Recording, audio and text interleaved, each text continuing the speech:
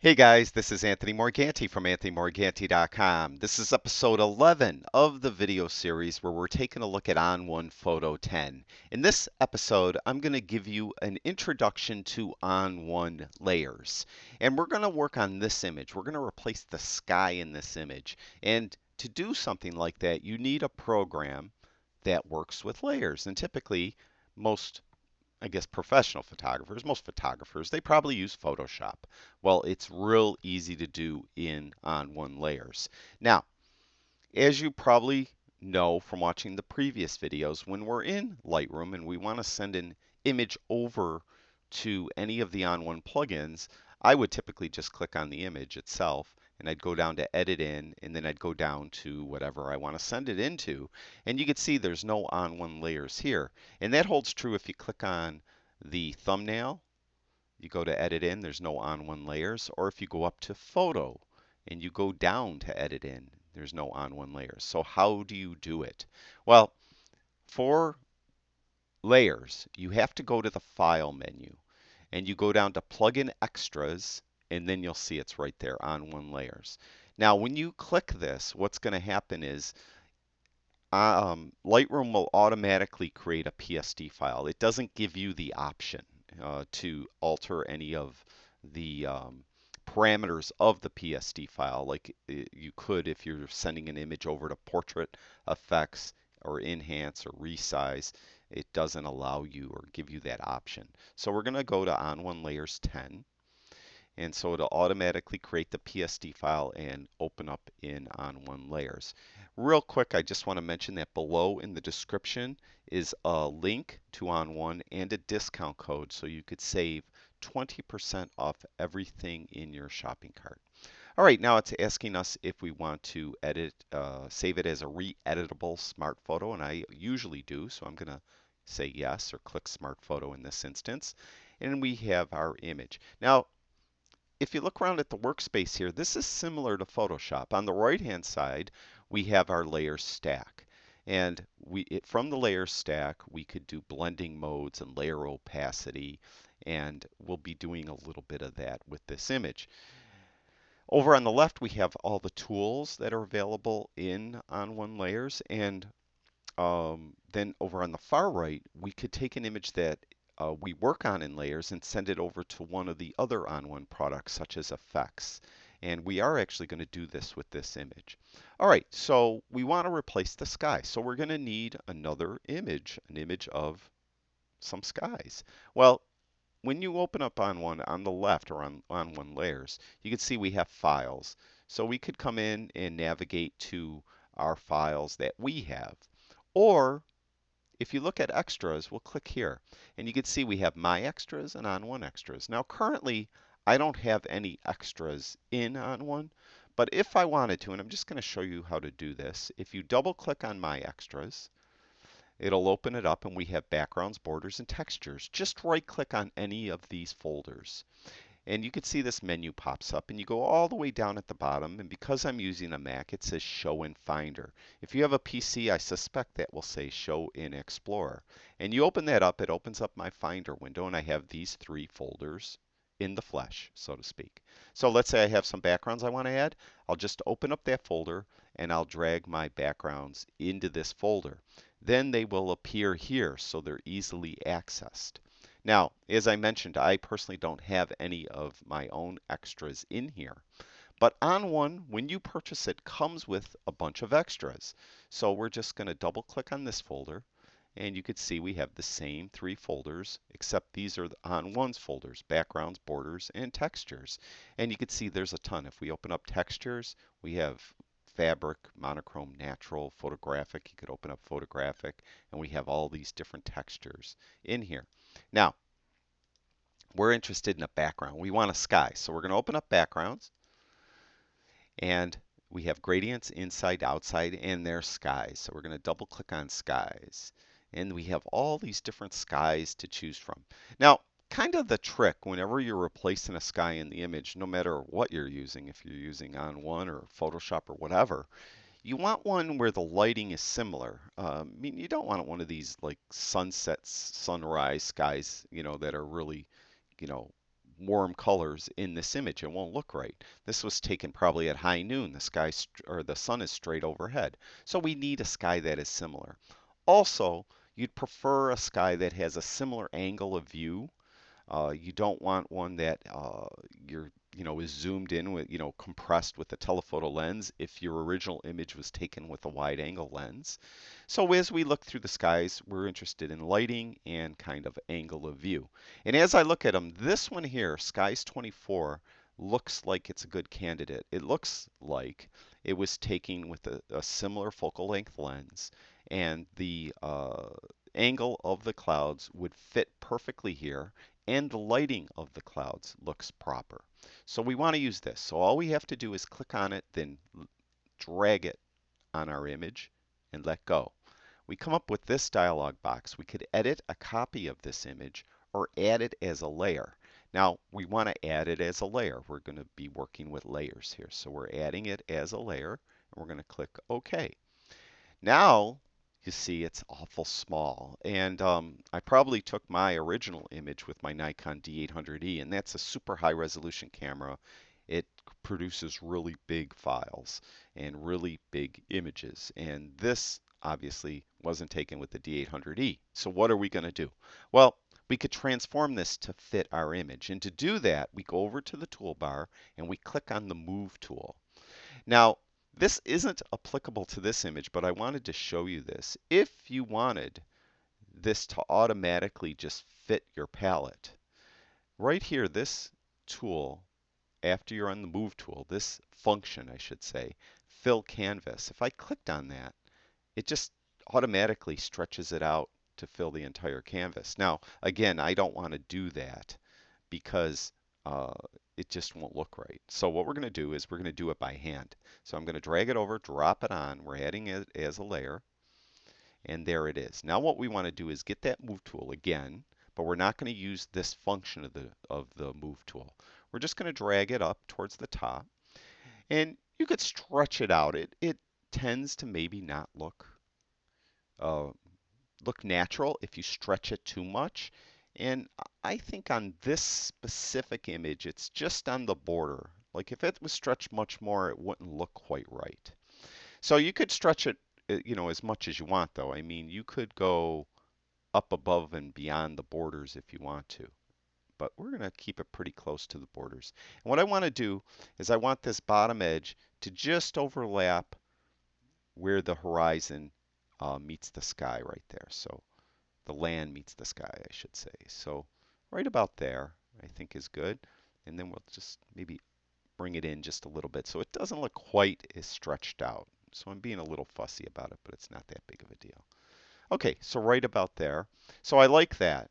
Now we have to save this transformation. To do that, you could click the Enter key on your keyboard or just click this button, Apply. And then it applies this transformation. All right, we have that sky there, but of course it's not really, let me get a tool so we can see, it's not really blended in very well, or it's not really set in very well. It's just kind of overlapping the old sky. So what we need to do to get it so it looks more natural is we have to bring this layer below our original image. And to do that, you simply drag it. So now we have our original image as the top layer and our sky as the bottom layer. And as you can see, our original image is now covering up the sky. We can't see it. So we have to do something. We have to do something to get rid of this top part where our old sky is. Now, this next step is so easy, but it's crucial. But people forget to do this, and I get emails all the time from people getting lost when they're working with layers. You have to be on the correct layer for the next step. And to do that, we have to make the top layer active. So all you have to do is click on it. All right, now we're on that layer. A lot of people miss this step. That's why I'm really making a fuss of mentioning it. So make sure you clicked on this top layer. Now what we want to do is we want to get the Quick Mask tool. The W key on your keyboard is the keyboard shortcut. The Quick Mask tool is this tool right here. All right. Now, all you have to do, this is so easy. we're in the paint out mode. We're going to paint out this old sky.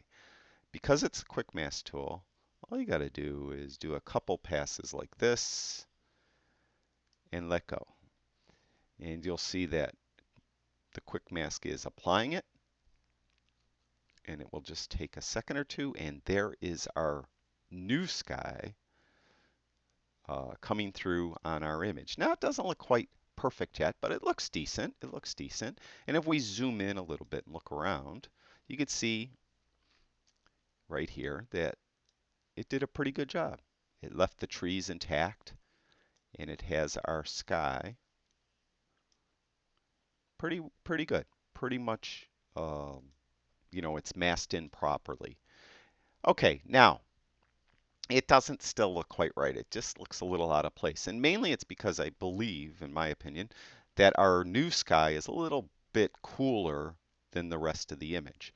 So down here below the layer stack, you'll see that there's some things. We could get a new layer. We could, that's a duplicate layer. So we could duplicate this layer, I should say, okay? And we'll do that in future episodes. I'll demonstrate some of these tools right here. We could delete the layer that is currently active. This here is we could merge the layer. That means we're going to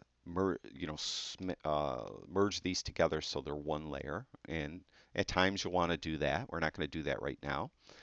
This tool is the tool we'll be using, the new color fill layer. And this one is you could make it a smart layer. And we're going to actually do that in a minute. So we're going to take this bucket tool and we're going to click on it. And you can see it's a color fill layer. And right now it's in a preset. We could drop down the preset and there's a warming preset. You can see how it seems to warm up the whole image, and it seems to help that sky match the foreground a little better. We could cool off the image, and this is what I like. You just kind of hover over any of these presets and you'll get a preview of what it would look like. So there's orange, doesn't look too bad either. But you could go through, and then you could get a sepia toned image or a black and white image. But I'm going to warm this one, so we're going to click that one right there. And then we have an opacity slider, so you could make it really intense or not as intense. I think something like that looks good. Okay, so we have this color fill layer, and it's helping this look a little more natural. Now, some of the things I'd like to do now are in effects. So I'd like to send this image over to effects. Now, if I click effects right now, what it actually sends over, it sends over the image, but the processing will only be done to the color fill layer. So what we really need to do, we could flatten all these so they're one single layer and send it over to effects. But then if we decide we want to come back here and readjust the mask or anything like that, we won't be able to do that. So what you could do is you could kind of combine all these together but not delete them. Just take that combination layer and put it on top of the layer stack. And to do that, we're going to go up to layer and we're going to do new stamped layer right there.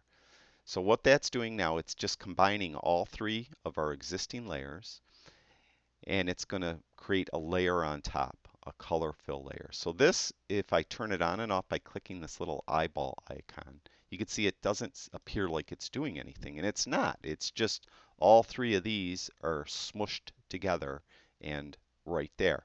So we're going to do all our effects processing to this layer. Now, I'm going to make it a smart layer. And to do that, all I have to do is click this gear icon right there.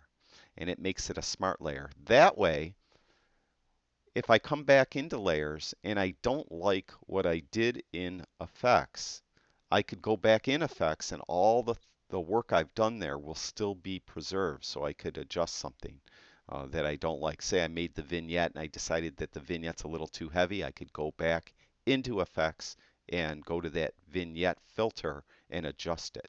If I don't want to use a smart layer anymore, I just have to click that gear icon again and it goes away. So we're going to make the smart layer and we're going to go over to effects.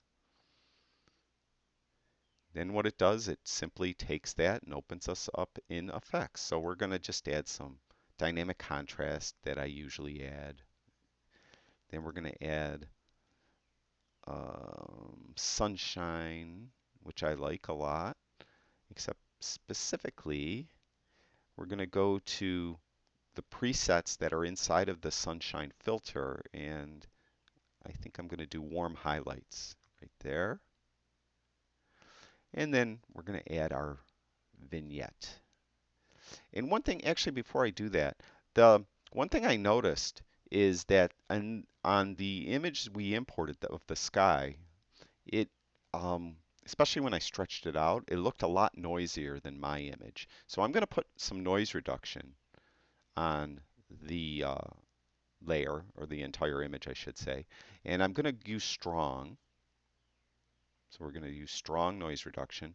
But I'm going to use a mask. I'm going to invert the mask. So right now it's not being applied. It's not on the image at all. But I'm going to paint it in only on the sky. So I'm going to get a larger brush by hitting the right bracket key. And I'm just going to quickly paint it in on the sky. And this will help reduce the noise from our sky layer. So I'm just being sloppy about it. It doesn't really matter.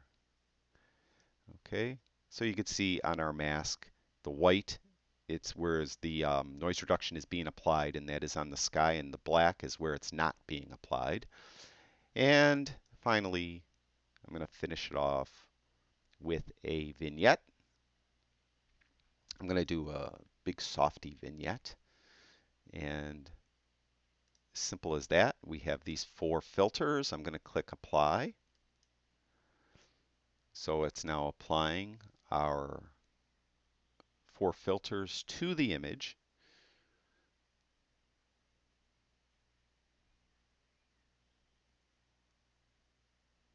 And then it will magically open us up back into On1 layers. And you can see we have our 3 original layers, and then we have this layer that we created on top of the layer stack, which was those 3 layers smashed together. And then we have this On1 effects there. So this is on this layer. Now if I want to go back into On1 effects, let's say I think that the vignette is too heavy for the sake of argument, I could click on the effects icon right there.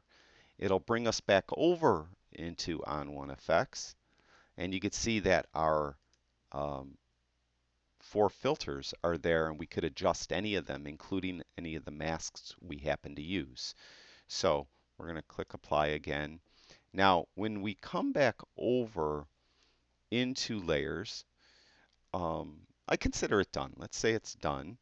But I want to just show you a kind of a little quirk I think of the program. I don't necessarily say it's a quirk because we didn't enter this as a typical plugin. Remember, we went to the File menu in Lightroom, then down to Plugin Extras.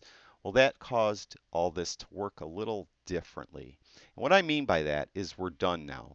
Let's say we really like this, and I'm going to click Save. Typically, when you go over to a plugin and you save it, it saves the image, the plugin closes, and you're back in Lightroom. What's really odd about On1 Layers when you're using it as a plugin in Lightroom is it doesn't close. Now we're saving it. It's really saving it.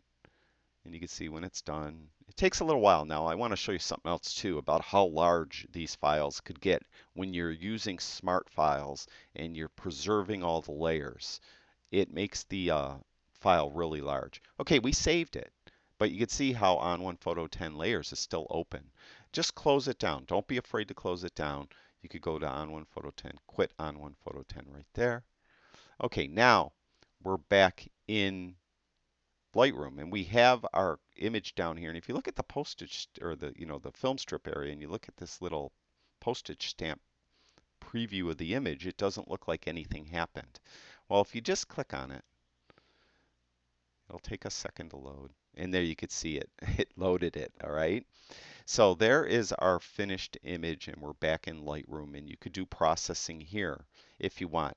One thing that always happens, for me at least, when I'm in layers, On1 Layers, from Lightroom, I get this little up arrow thing.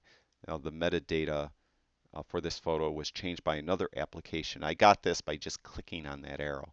Just click Import Settings from Disk, and it will read the XMP data, and we're good to go.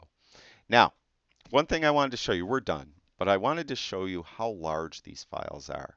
So I'm just going to right click on the image, and I'm going to click on Show in Finder. There's our image. Our original RAW file was 41.6 megabytes. We have a sidecar file is 11 kilobytes. Look at this file, this PSD file is 1.93 gigabytes. Very large. If you have limited space on your hard drive, I strongly suggest you avoid using Smart Photos. You are at a bit of a disadvantage in that it limits what you could do when you go back into it to re-edit something. But again, this 2 gigabyte file that's just ridiculous. Now, that's not really ON1's fault. That's true, all right, if you use Photoshop, if you use other plugins that create either layered TIFF files or layered PSD files, you'll find that the files are humongous. So just be aware of that. I wanted to make you aware of that. So that's it. That's our introduction to ON1 layers. We're going to do another video, the next, episode 12, and we'll get into ON1 layers a little bit more in detail, doing something a little bit more difficult. This was probably the easiest sky swap you could do, but we'll do in another video, as I mentioned, we'll get into it a little better. All right. That's it for episode 11. Thank you, everyone that watches my videos. I truly do appreciate it. I'll talk to you guys soon.